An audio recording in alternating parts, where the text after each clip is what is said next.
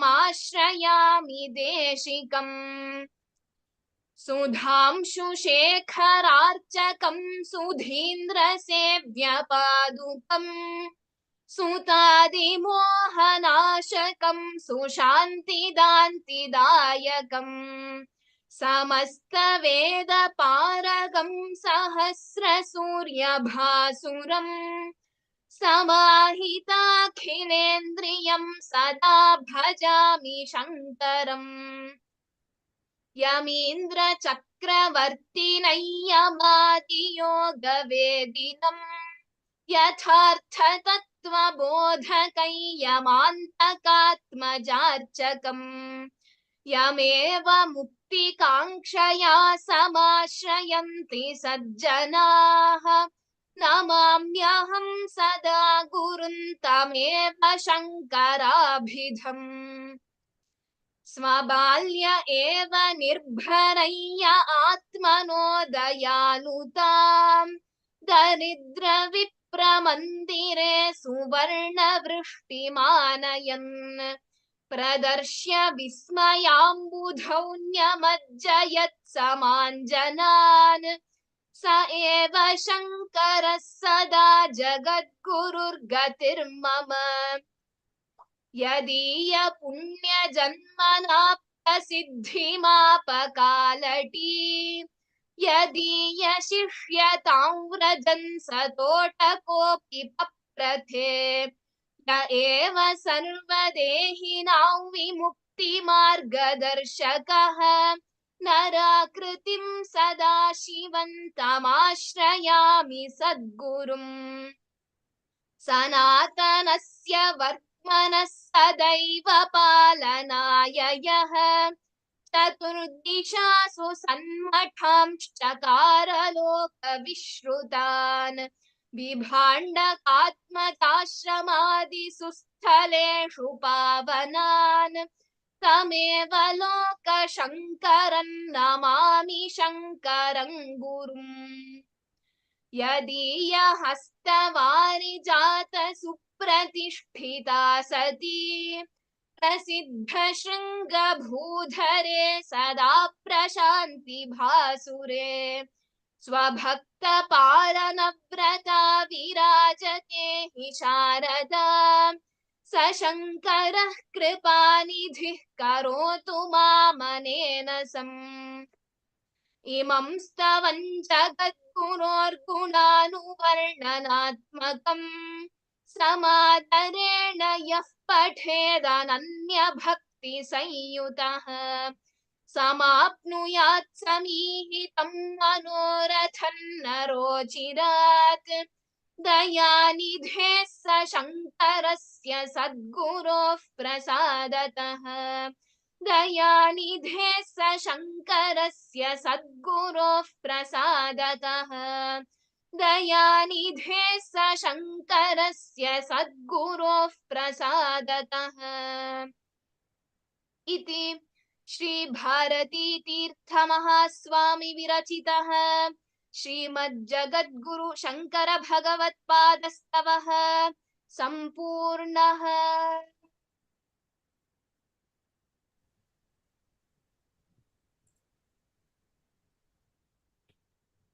धन्यवादः शिवानी।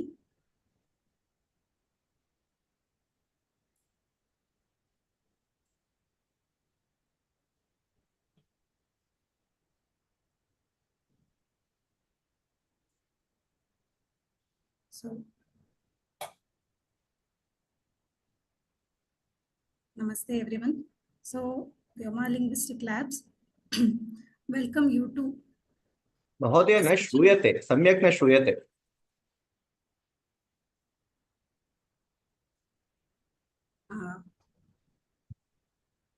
Now महोदय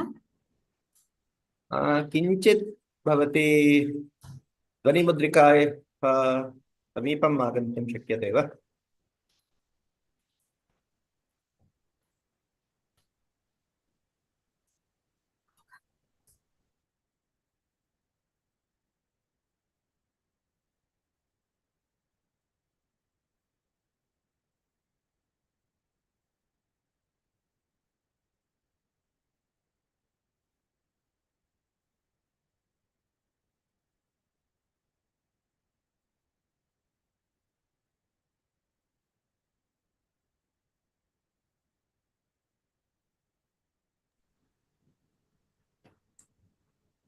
Now, Mahodaya, is it audible now? Sure.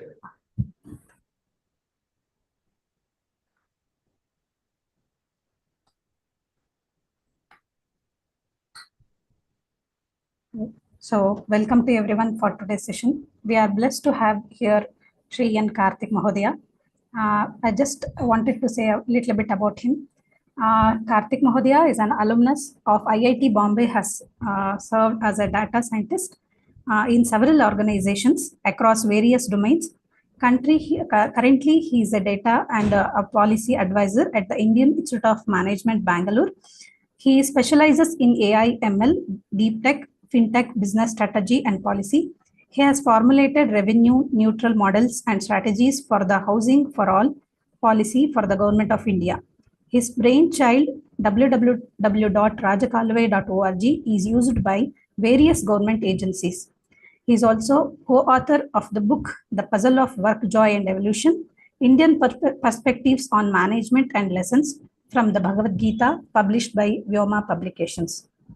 And also, his teaching experience spans over 18 years across online content creation for various e-learning and edtech platforms like Swayam, MOOCs. He has taught various courses in Sanskritam and also Bhajagovindam, and an eternal learner of the Vedanta and the Indian knowledge system. He loves problem solving using the wisdom of ancient Indian science and traditions. Karthik sir was invited by the government of Israel as a young leader under 40 on a governance expedition.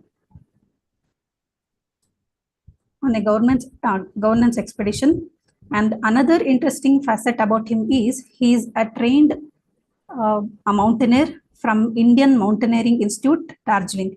He has accomplished several 5,000 plus meter altitude mountaineering expeditions, including the tough and arduous Kanchenjunga base camp. Thank you, Mahodaya, being here with us. Over to you. Dhanyavada. Dhanyavada, Bhagini, for that long introduction. What I will do is I'll just share my screen and I will talk. Yes, so, before I begin, I think today is a very auspicious day. In the sense, it is Adi Shankaracharya's Jayanti. So, usually, for any normal human beings, once they pass away, we do not celebrate their birthdays anymore. That's the norm in this country. However, for a sannyasi and somebody who is actually Adi Purusha, for instance, we celebrate Krishna Janmashtami, we celebrate Ramanavami. All these are Jayantis of Avatara Purusha. We consider them to be direct descendants of the Bhagavan himself. So, from that perspective, we celebrate Adi Shankaracharya's Jayanti today. He is a sannyasi. So, it is very important for us to understand what Adi Shankaracharya and what is it that Adi Shankaracharya has contributed, what Adi Shankaracharya has given, that we remember him after about at least 1,300 years. Of course, there are various dates. I will not get into the dates, but at least everyone agrees that it is not later than 788 AD. So that much we are all very clear. So at least 1,300 years ago, he was around. And there was something that he contributed to this world that we remember him even today. So let us look at some facets of things that Adi Shankaracharya has given, the kind of wisdom that he has imparted to all of us, his contributions that he has done, that we need to remember him, and what is it that needs to be propagated throughout over a period of time that makes our living very sustainable and eternal. So let's go about doing this. What I will do is let's take a step back and place Adi Shankaracharya in the context of India. To begin with, he was born in India, so we know he's from India. So when I say India, what is India to begin with? That's the question. right? And then his contribution to that geographical place and the situational contribution and temporal contributions. So these are the three dimensions on which we need to understand Adi Shankaracharya, right? So let's understand this from a perspective. So first and foremost, let's get into some understanding of what I mean by India, right? And why is it that we consider Adi Shankaracharya to be doing so much, and where can we place him amongst all the various figures that we have in our historical evidence in India? So when I say Indian history, please note it is unlike the contemporary Western history, which is roughly about the starts with something like the Greek and the Roman Empire and then goes forward. That's about roughly 2,500 years. For us, history goes back much before. Itihasa starts from at least Ramayana. That is the first known Itihasa for us. Then comes Mahabharata. And post that, we have a lot of things. So these predate the current known Western paradigms of history that we know. So in this historical perspective, where do we place Adi Shankaracharya? Of course, it will be in the contemporary times. Contemporary times for the Western world might mean about 300, 400 years. But for us, contemporary times will definitely mean at least from the advent of Buddha. That's about 2,500 years ago. So let's start looking at this from that perspective. Then I'll put a perspective to what Adi Shankaracharya, where he came, what was the situational perspective and so on. Okay. So let's look at, say, for instance, okay. So this is what I define as India or Akhanda Bharata. So if you look at this, we have the geographical boundaries will range from, say, the Hindu Kush mountain somewhere in Afghanistan here, or Gandhar, what was the original name.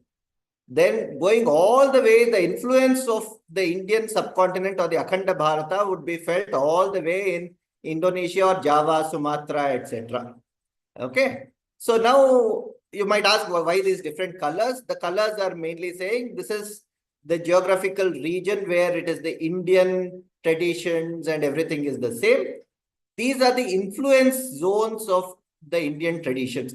So what are called the vassal states or the spheres of influence in modern terms. Okay. So this is what India was all about until at least the 1600 AD. So, of course, it extends in north-south. I've given the north-south boundaries. East-west boundaries are, say, this is the what is called the Ganga Sagara or the Bay of Bengal. And here is the Sindhu Sagara or the Arabian Sea. So, this is basically India. Now, if you look at this geographical boundary and the demographics that pervade this boundary, we have been attacked, or the civilization called Akhanda Bharata has been attacked in contemporary times, time and again. We know all those attacks. I'm not getting into too much of those attacks. But if you look at it, there have been 4 people who have come about in these contemporary times who have attempted to bring about what is called national integration in some sense. In a lot of ways, they succeeded. And they have been very successful national integration in these 2000, I'm talking of a 2,500 year period. Okay, so let's look at some of them. And one of them happens to be Adi Shankaracharya. So I call them the architects of national integration. So let's look at them. The first one to look at was Acharya Chanakya or Vishnugupta. So he was the first person who came up and brought about Chandragupta Maurya and said, you need to defend against Alexander's invasion, and then successfully defended Bharata against Alexander's invasion, and then went on to establish the Mauryan Empire and brought about a huge national integration through political means. So this was the first set of person who brought it about. Second person are roughly about 1,500 years from that time. Though, as I said, 788 AD is the time I put in this, but there are debates. I leave that to the historians to check it out. The next integration was the spiritual integration of the nation that was needed. And that was brought about by Shankaracharya. And we are going to talk a lot about Shankaracharya today. But I just want to give a perspective of what has happened. and where I would put them in various contexts. So what he did was dispel dogmas, established cultural and social ethos, and much more than that. We'll talk about it in a while. The third person, it's very important that we know this today because we are talking about national integration, what is national integration, where it is going, etc. And we always say, we generally tend to dismiss ourselves saying nothing has happened in this country. But that is not always true. Acharya Vidyaranya, who comes from in the same Shankara Parampara, he is the architect of the Vijayanagara Empire. So Harihara and Pukka. So that's why you have in Sringeri, if you go in their stotras, you have Sringeri as Vijayanagara Maharaja Dhani as Sringeri. That's what Sringeri is called. And Acharya Vidyaranya helped establish the Vijayanagara Empire, or the spiritual guru for the Vijayanagara Empire, and protected parts of India from Islamists. This was the main contribution of Acharya Vidyaranya to this in those time period. This is around 1300, 1400 time period. First part he did that. Second part that he did was he established the Shankara school of thought, very firmly established this. Whatever we know about Shankaracharya today is because of him. A book that he published, he brought out, which was basically Madhaviya Shankara Digvijaya, was published by him. And everything that is known about Acharya Shankara is because of Acharya Vidyaranya. So that is a very critical contribution that has been made. The fourth person, of course, is Samartha Ramdas and Jijabai, who brought about the Shivaji and the Maratha Empire. And of course, they brought the Mughal Empire to their knees, did a lot of temple revival. Okay. Now, why do I bring about this and set them in context here? If you look at the Western paradigms, what we see is, in a lot of sense, apart from say Plato and Alexander, you do not see too much of national integration coming much through teachers. That is one of the things that we see. Gurus, acharyas, teachers. This is a country where we revere our teachers, where we revere teachers, where we say teachers are the foremost guide for everything. So a national integration is necessarily brought about by our acharyas, who happen to be and the kings and the political class happen to be conduits of that national integration that is brought about. So this is a very critical aspect of our Indian philosophy, Indian ethos, and Indian living and lifestyle. Okay, so this is the first step that I wanted to establish before we proceed further. Okay, so then if we were to now we will take Acharya Shankara himself and see what is it that he did, given we are talking in the context of Shankara Jayanti today. So let us see what happened and what was happening at that time, and then we will move on. Okay. Yeah. So I'll just briefly run you through what is Acharya Shankara when he was born, what was his life like, what his life looked like, quickly in 2 slides. And then we'll get into his philosophy and other things. Okay. He was born to Mata Aryamba and Shivaguru as parents. Aryamba and Shivaguru were his parents. Yes, one of the things, I'll also burst some misconceptions that are existing as well. A lot of people believe he was born in Kaladi. Technically, he was not born in Kaladi, he lived in Kaladi. That was his paternal home where Shivaguru was from. He was born in Velyanad, where Mata Aryamba gave birth to him. The house is now under Chinmaya Mission, and Chinmaya International Foundation has a place there. People can visit. Okay, that's also very near to Kaladi, by the way.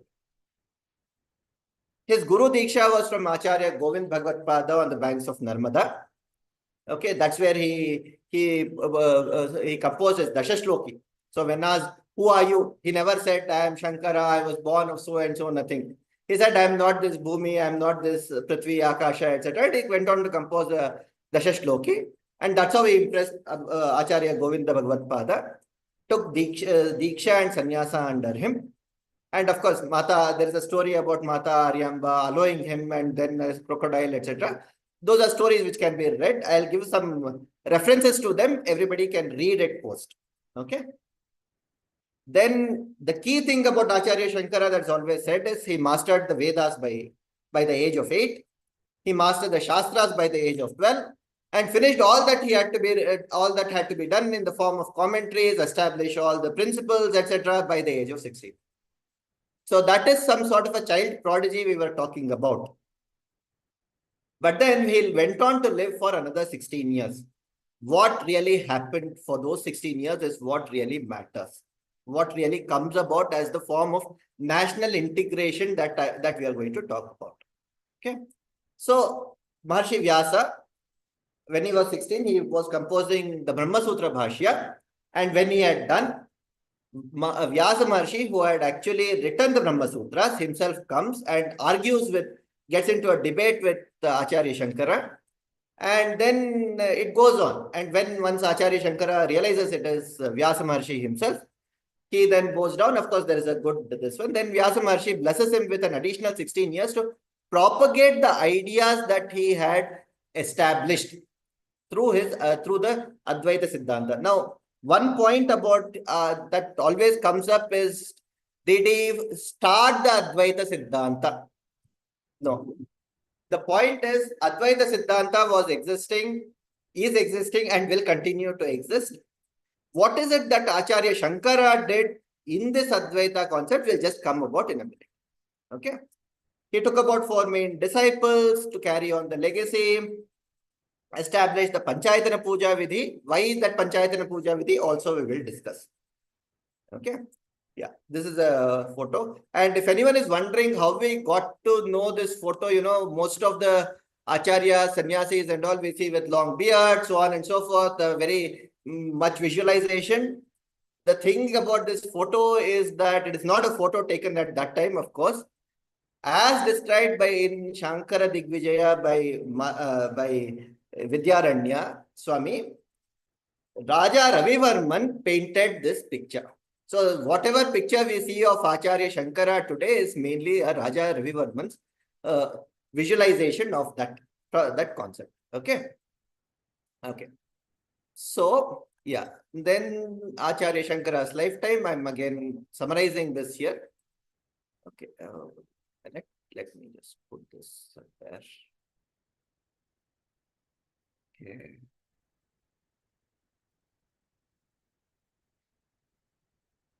Okay. So he traversed the country 4 times over. So you can see this path. He started from Kalidi, went to Narmada, went all over to Sharda Pita in Kashmira. And whatever you have in Sringeri as Shardamba is actually Kashmira Puravasini. That is the same idol which was brought here. Then 4 Amnaya Pitas.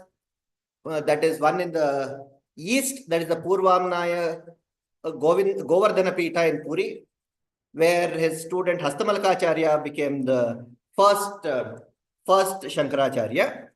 So Shankaracharya now became a lineage. That's a title. So from Shankara, born as Shankara became Shankaracharya, then it became a title. So all the 4 Amnaya Pitas take the title of Shankaracharya and Jagat Gurus. So Rigveda is the main, this one here. Then there is the Dakshinamnaya Sringeri Sharda Pita, which he established, which was the Yajurveda Shakha, where Sureshwaracharya became the first Shankaracharya. Then Samaveda was in the Paschimamnaya Dwaraka Kalika Pita, which is somewhere here, the Dwaraka Pita here. Then Atharvana Veda was in the Uttaramnaya Badri Jyotish Pita in the Joshimat. This is a little at the foothills of the Badrinath, if you can visit there. Okay. So this is what he had done, and by the age of 32. So as I said, 16 years post that, he departed from his body at Kedarnath. This is the lifetime of Shankaracharya as laid out in a nutshell. Okay. So now what we need to understand is the wisdom that he has imparted to us.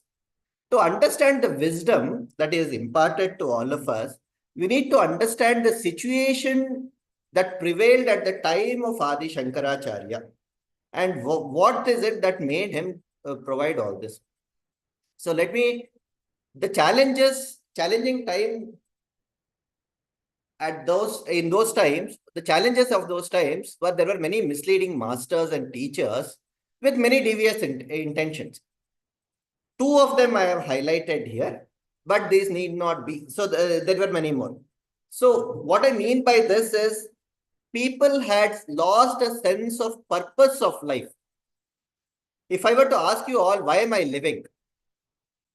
People had at some level had lost that purpose. They were all saying, okay, if I get into some trouble, maybe I'll do some parihara, get something, move on. If I want something, I'll go after that want and then make sure I get it, no matter what. So a lot of tamasika upasakas had cropped up who are promising a lot of siddhis or, get somewhere fast and get it now kind of arguments were being given. Then, of course, there was the Shunyavadis or the Buddhists who were saying, life is a zero-sum game. There is nothing that you can achieve more than that. So these were two challenges that were facing society at that point in time. So essentially, people were moving away from a quote-unquote spiritual pursuit into a mean livelihood where mostly it was all about getting their wishes fulfilled at whatever the costs. So that was the kind of timeline that Acharya Shankara came about. And then the sense of purpose that he brought into day-to-day life using the Shastras that were already existing. So what he really gave us was all the Shat Darshanas. We have about 6 schools of thought, right? We have Sankhya, we have Yoga, we have Vaisheshika, we have Purva Mimamsa, then we have Nyaya. All these essentially culminate in Advaita or Vedanta. That was his essential contribution. And this he established through the Prasthanatrayi Bhashya and gave enough evidence to say that this is where it was. So there was a lot of this debating was a huge concept at that point in time. So the debating would happen as you propose something, and once you propose something, that will be challenged. What is proposed is called Purva Mimamsa. Purva. You need to do. You need to first establish something, then you give a rebuttal to that argument. Establishing, it is not Purva Mimamsa, it is called Purva Paksha. Once you establish that this is what I am stating, people will assess, do a full-fledged Purva Paksha of that Siddhanta and then say, okay, probably this is right here, this is not right here, and they will come up with an argument to say why it is right or wrong. Then it's up to you to defend. So this goes on back and forth. And Adi Shankaracharya won over everyone by doing the Purva Paksha on the Buddhists, understanding where they were coming from in the Shunyavada, understanding where the Tamasika Upasakas were coming, and saying, look, this is not where things culminate. There are things beyond this. You need to go and you need to say that this is Advaita is the ultimate end goal of life. Otherwise, you'll be stuck in this whole loop of Janma, Jara, Vyadhi, Marana, Bandha. So you'll keep on going in this birth, death cycle over and over again if you don't get out of these cycles. You need to get out of the cycle, and that is through Advaita or Vedanta. So that is the whole idea that he established, key thing. And then he propagated these Vedanta and Advaita Siddhanta through a number of ways. One is commentaries. A lot of commentaries are written. I'll show you what are all the things that he has written in a short span of 8-10 years. That sort of commentaries and works is not easy to come up with. That was the first step. Second step, he went on to debate all these people and all the masters of those times, all the gurus and acharyas of those times who were leading people on these paths, and establish that no, that is not the right path. Probably there are better paths to take. So he was able to change the way of thinking for a lot of people. Then he took under him the tutelage of 4 primary disciples who went on to and established the 4 Amnaya Pithas. And these 4 Amnaya Pithas are Amnaya means Veda. Okay. These Pithas, these Mathas actually are propagating these Siddhantas even to this day. Whether it's Sringeri, whether it is Puri or Dwarka or Joshimath, all of them are existing and doing it well. And for each of these, he established rules of who can become the next Shankaracharya and who cannot become the next Shankaracharya. That was the level of detail that he went on to when he established these Amnaya Pithas. So there are enough things said about his debates with Hastamalaka, with Kumari Bhatta, debates with Mandana Mishra, who later became Sureshwaracharya. Lots of things and lots of stories can be told about it. It was not an easy task. And then the reason he had to take Mandana Mishra was one of the most established Karmakanda or the Purva Mimamsa person existing at that time. His authority was of the highest order. So he went on to say that, there are things he did not, without discounting Karmakanda, he went on to establish there are things beyond Karmakanda which you need to establish. So we'll look at some snippets of what he said in a little time. Okay. So again, this is a photo I've taken from the Sringeri website. So yeah. So let's look at, I spoke about debates and this one. So let's look at the commentaries and works of Adi Shankaracharya in a snapshot. There are 100 plus stotras that he has written. So why write 100 plus stotras? That is the question. I'll talk about that. Then he has written some set of Prakarana Granthas. How do you progress from just working in a day-to-day mean life, mundane life? Today's world is also in some sense the same way. You go up, wake up in the morning, brush your teeth, go to office, come back in the evening, sleep. Or probably spend a little time with family and sleep. That's about where the whole thing is. So is that all there is to life? That is the fundamental question that he asked, and he answered them very well. So there are Prakarana Granthas which he has written, which help in a lot of ways. And there is Prasthanatrayi. So there are 100 plus stotras which can be read, and Shivananda Lahiri, for instance, has about 100 shlokas. Dakshinamurti Stotra has about 10 shlokas. Manisha Panchakam is about 5 shlokas. So Ashtakam, then there are so many of them keep going. Then there are Prakarana Granthas, each of them having their own set of shlokas. Atmabodha has about 65 shlokas. Then there are many shlokas that go on and on and on. The crux of his work are in this Prasthanatrayi, Moksha Sadhana Samagri. Okay. Brahma Sutra was existing. There were many Upanishads. Then there was Bhagavad Gita.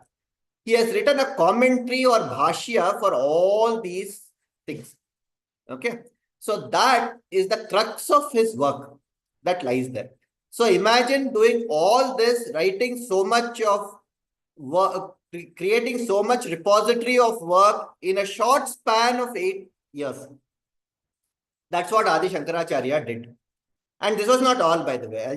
There are many things that we don't even know that exist. For instance, of course, there is the Vishnu Sahasranama Bhashyam, which was the first bhashya to be written.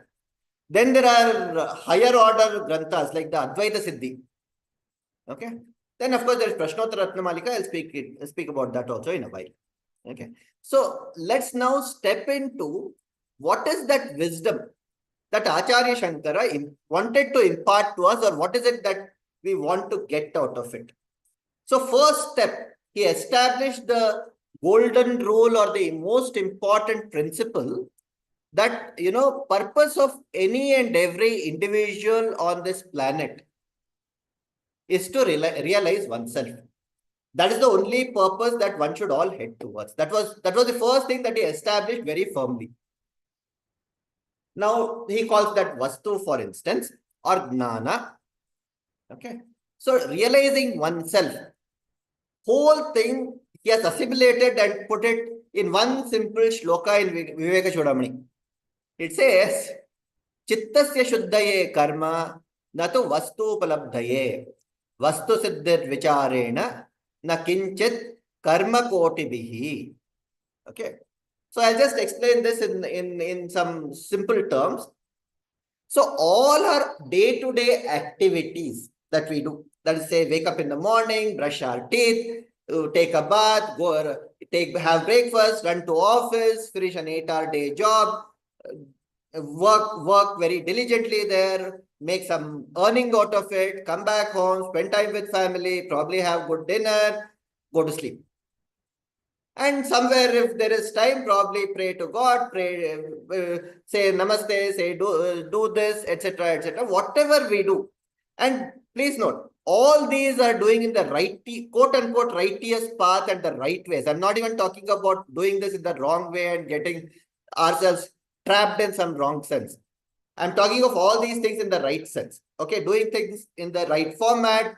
Being a good father, being a good worker, being a good child, being a good scholar student, being a good earner, breadwinner, all those things. All these things in that. Okay. So if you're doing all that, that will be in our concept, in our scheme of things, will be in the Purushartha framework of Dharma, Artha and Kama. Please note, the directionality is important. Of course, we have changed that. Whatever is Dharmasya hitam, Dharma, what is Hitai and Dharma? Through that means whatever you get becomes Artha.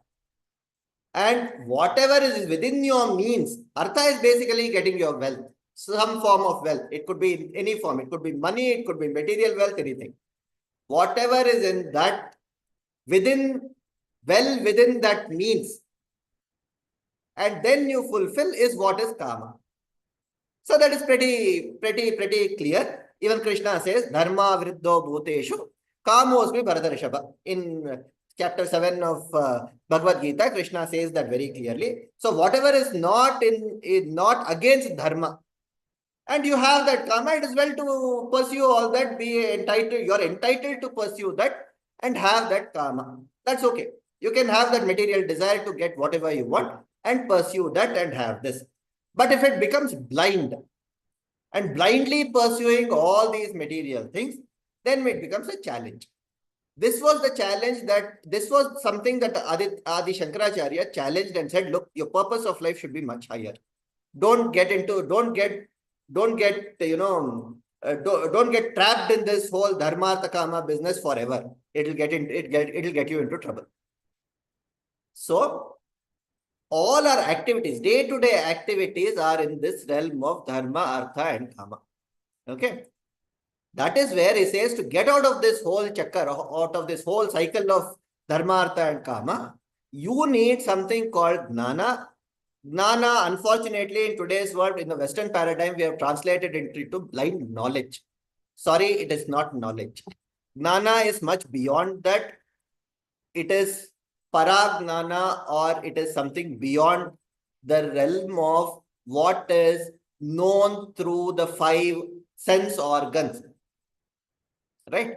So this is beyond that, and that is what he calls Vastu.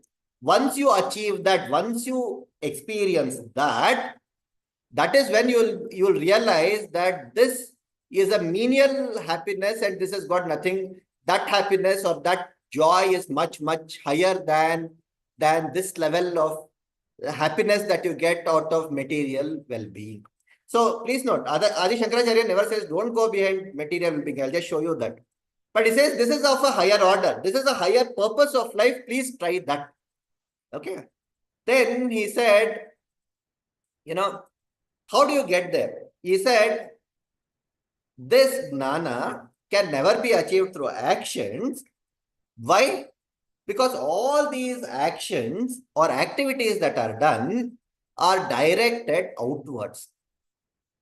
All these things are in the external world or in the transactional world, where you need dual entities to interact to get this, to fulfill your desire. In order to go beyond that, you need to pursue a journey inwards, which is what he said, Vastu Siddhihi Vicharena. Introspect. Introspect to achieve that Vastu Siddhi or Jnana. And you will discover yourself radiating self, which is what is the highest form of Vedanta, and you are eternally in a state of what is called Ananda. That's what Adi Shankaracharya propagated. It's not that this principle was not existing. He said there are ways to do this. There are ways to go about doing this. All his multitude of works will be in this realm, will be going about in this. Whether it is Stotra, whether it is the Prakarana Grantha, or it is the Prasthanatrayi, all of them will be directed towards that highest purpose of all individuals. Okay. So this was the Vedantic path that Acharya Shankara propagated. So now what I will do, I have about another, shall we do for another 5-7 minutes and then take a few Q&A? Sure, Madhya. Oh, okay. So now the obvious question that comes to one's mind is, okay, if he said no dharma artha kama, why pursue that? Why ever do work? That's the general question that we all want to ask out of even that even Arjuna asked. We will also want to ask. This. Yeah. So why pursue this dharma artha kama in which case?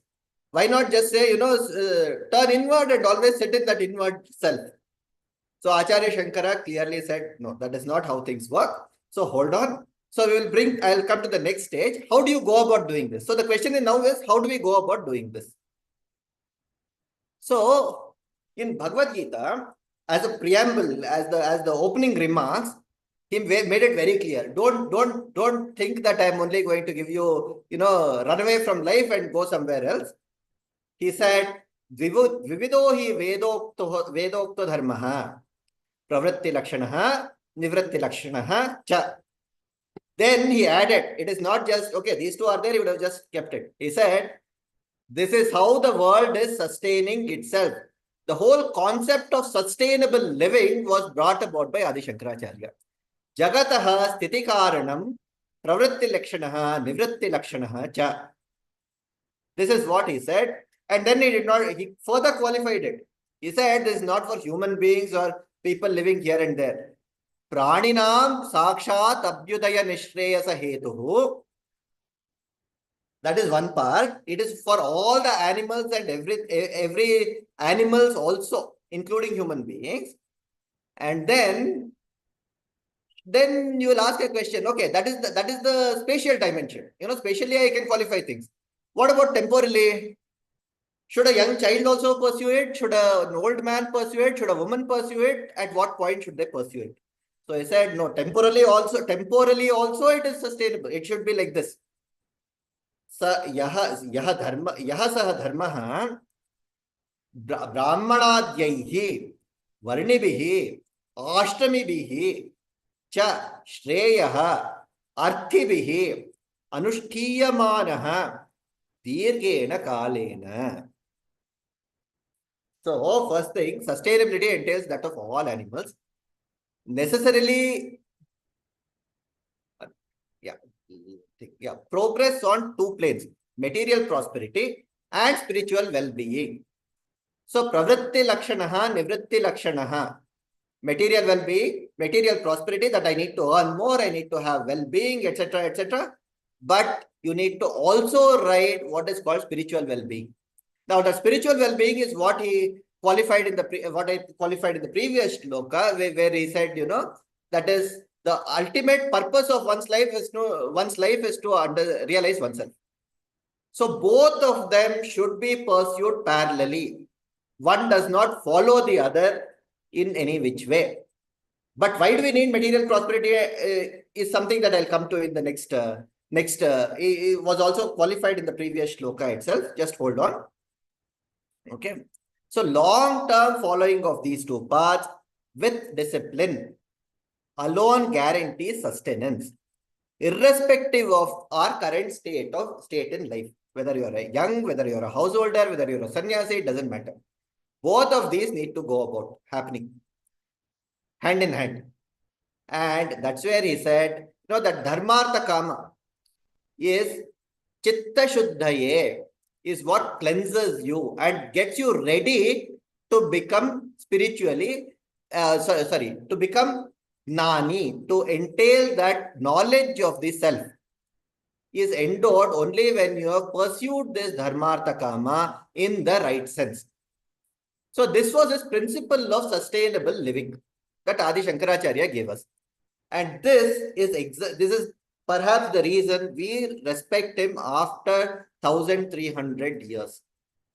So he has given us, okay, don't a solution for sustainable living. We do a lot of these conferences and everything, a lot of talks around what is sustainability and how to attain sustainability today.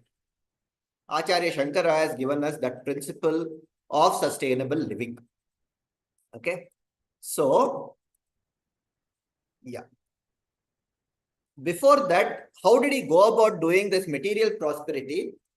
When everyone was just blindly pursuing, do this yagya, do this yaga, do everything just to get whatever you need in life, or tamasika siddhis that was being propagated, he came up with a concept of what is called Panchayatana Puja, which can be practiced without the need for too much of these siddhis and tamasika upasakas, and said, do this and pray very well.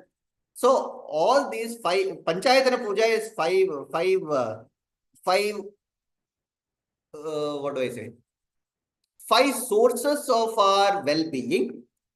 One was Shiva, Vishnu, Shakti, Aditya, and Ganapati.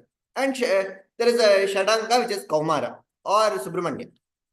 So I said, use this framework of Panchayatana Puja with the concept of Shodasha Upachara Puja, which was already existing in our Shastras, and perform this well. Do this well on a daily basis. You will become well off in some sense. That is what is going to lead you to this material prosperity and give you that cleanse yourself before you can start your journey inwards. While you are starting your journey inward, this is your connect to your inward journey to the and the external transactional world. That was how he proposed this, and that was the concept of Panchayatana Puja which he brought about, for a sustainable living. Okay, so now again I'll come back to this works of Adi Shankaracharya and put this in perspective. I just showed you 2 shlokas, one from Prasthanatrayi, which was from the Bhagavad Gita, or not shlokas, the 2 Bhagavad Gita Bhashya, and I also showed something from Viveka Chudamani, which probably summarizes his sort of work where he is going. So then the question comes, okay, all right, I cannot lead a good life today because there are so many dharmartha kama, it is so brashtaha bhut, that is, it has become so corrupted, I cannot follow these principles. There is no way I can follow anything. He said, all right, don't worry, I'll help you with them.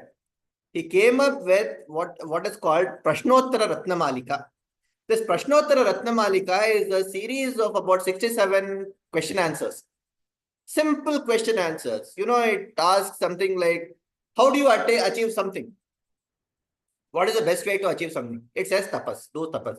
Or when it says tapas, perseverance. If I were to use the right word today, perseverance. Persevere towards that goal. Then you are more likely to get it.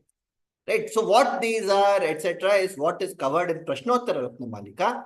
And one of the courses that we are probably trying to float, and it will be floated in by the middle of next month, is Prashnottara Ratnamalika. And so the question, all these questions pertain to this. In this constrained world, in a constrained universe that we have, we are constrained by materials, how much material is available. Then there is a limited set of material. Who gets the material? Who should not get it? Who is there? Who should not be there? What are all the governing principles of these sustainability? Is the question. This set of questions can broadly be classified under this. Of course, there are sub-classifications which we will bring about. Okay. Answers this through a series of 67 set questions and answers. So typically, I think the course launch date is about 19th. And we will go about launching this.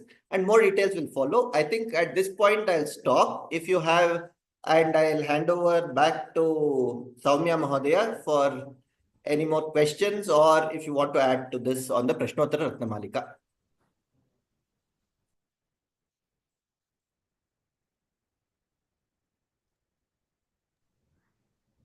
Mm.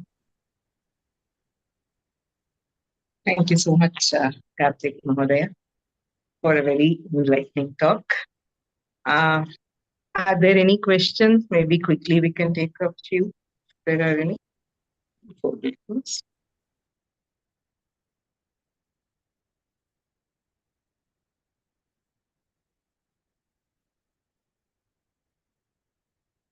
हस्तं नीतुं शक्यन्ते वा?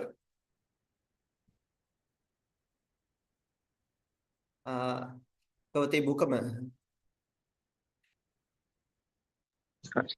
Yeah, so if anybody has any questions, you can raise your hands or type in using the QA panel, which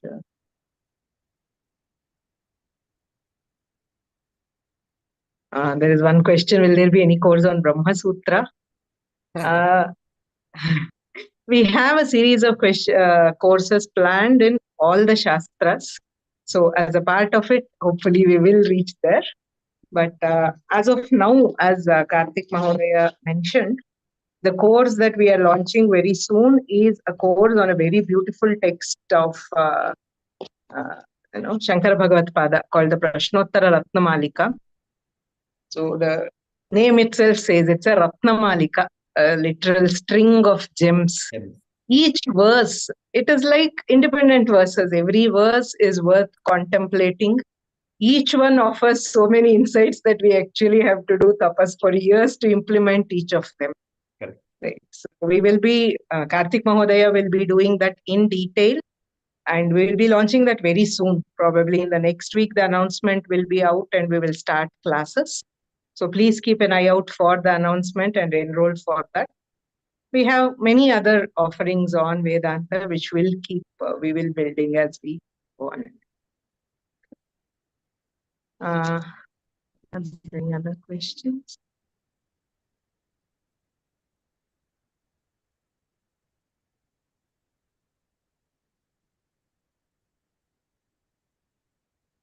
So the question, when will the course begin and the joining link be shared? Yes, we will announce in our website and the emails very soon, and the link will also be shared shortly.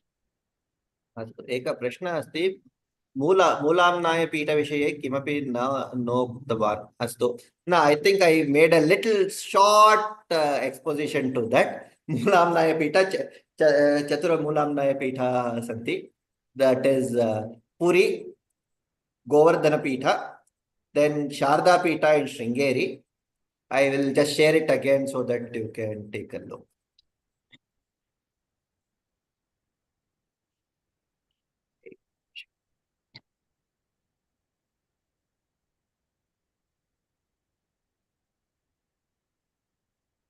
अत्र अस्ति महोदय. शारदा गोपालं पृष्टवती. ऋग्वेद पूर्वाम्नाय पुरी गोवर्धनपीठ हस्तमल्काचार्य प्रथम शंकराचार्यः आसीत्. Then यजुर्वेदाय Dakshinamnaya Sringeri Sharadapeeth Sureshwaracharya. Samaveda Paschimamnaya Dwarka Kalikapeeth Padmapadacharya. Atharvaveda Uttaramnaya Badri Jyotishpeeth. This is in Joshimath. And I've also given the Mahavakya for all this. So this is where it is there. So I hope that answers the question. Course related to, okay. I think this is for Soumya Mahodaya. Will there be any course on related to Upanishad, Bhagavad Pada Shankaracharya? Legal learners, so there is Ajaramaravat Padnyah Vidyamarthancha Sadhev. So we will keep offering as and when we get. We are trying to collaborate with scholars and newer teachers to bring you as many, texts and courses as possible. So please keep an eye out so that there is always multiple things. We also keep getting that there are so many things that we don't know what to learn. So we will continue the journey. So on this very auspicious occasion of Shankara Jayanti, it was an extremely beautiful talk offering a 360-degree perspective of Acharya. Most of us usually we connect at an individual level. We chant stotras, we maybe study some Vedanta. maybe through some of the institutions or mathas. But Shankaracharya was literally what we call a Himalaya Sadrisha personality, a visionary leader whose influence is seen very widely. He lived very short span, 32 years. I mean, we can't even imagine what we are doing at 32. But even after thousands of years, we see his influence at individual level, at the level of a society, at the nation, and at the global level. At the entire humanity is still benefiting by his contributions. So we offer our heartfelt thanks and pranams to Karthik Mahodaya for bringing to us in a very crisp and power-packed talk the entire Yes. picture of Acharya's life. That was There's the one question that great has come, I point. think that should be answered. If there is one thing that we ought to take away from this session, what would you suggest in short? Okay, I'll just tell this with a story. You know, I'm Professor Mahadevan's student, so I think I will just steal the story from him and tell it. Oh, please. So, you know, there is a beggar. There used to be a beggar who was sitting on a box, and then he would be begging every day. He would keep begging. Then one in the near a temple, one day a sannyasi came, and he begged, "Give me something." The sannyasi said, "Look, I am myself a beggar. What will I give you? But I can tell you something. Have you ever opened this box?" So the beggar said, "No, I'm a fourth generation beggar here. My great grandfather started begging. He was also sitting on this box. He did that. My grandfather did. My father did. So am I doing. And my son is getting ready. In fact, fifth generation beggar is getting ready to beg." So the sannyasi said, "Fair enough. Okay. Now you'll continue to beg like this, but you can keep continuing. I don't have any problem. But you'll never know what's in the box until you open it." So sannyasi went away. After a day or so, he also thought maybe it's wise. He took a big stone, broke the lock, and opened. He saw it was full of gems and Vajra Vaidhurya. And he was begging, said he got that box. So probably we are all doing that. And though we know Adi Shankaracharya, and then we are looking at the world outside to figure out, okay, what is there? Where can I get everything from? We should probably look at Adi Shankaracharya to say, okay, maybe we can learn a lot more here. So that is the short takeaway if you want anything. Thank you. Yes, Mahadev, thank you. Very nice. It was very vast. I was about to say that Guru, Professor Mahadevan's influence, and this was very evident in your talk. So, like, Acharya Professor Mahadevan is another brilliant Acharya and institution builder that Yes, we have had the institution. fortune to interact with in our own lifetime. So, a great mission he has undertaken to keep the spirit of Vedanta alive in an institution like the Indian Institute of Management.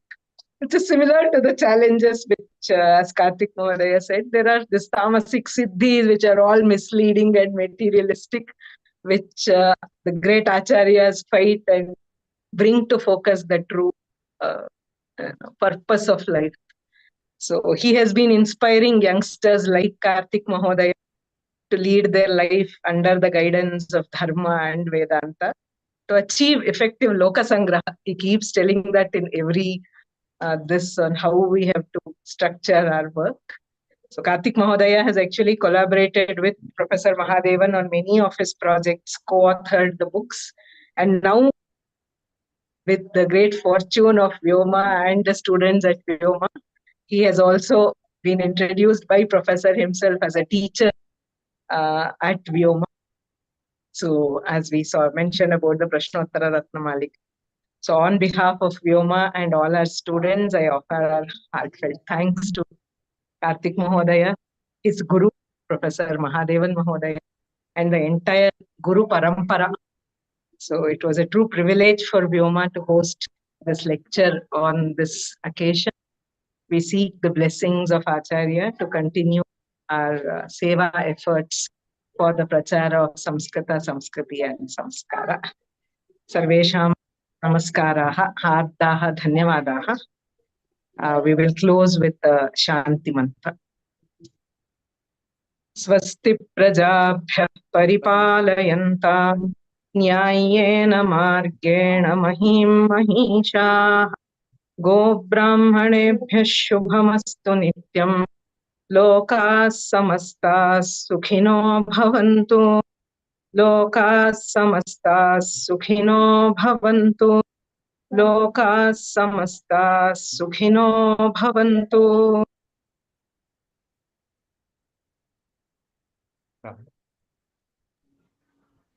Ram Ram.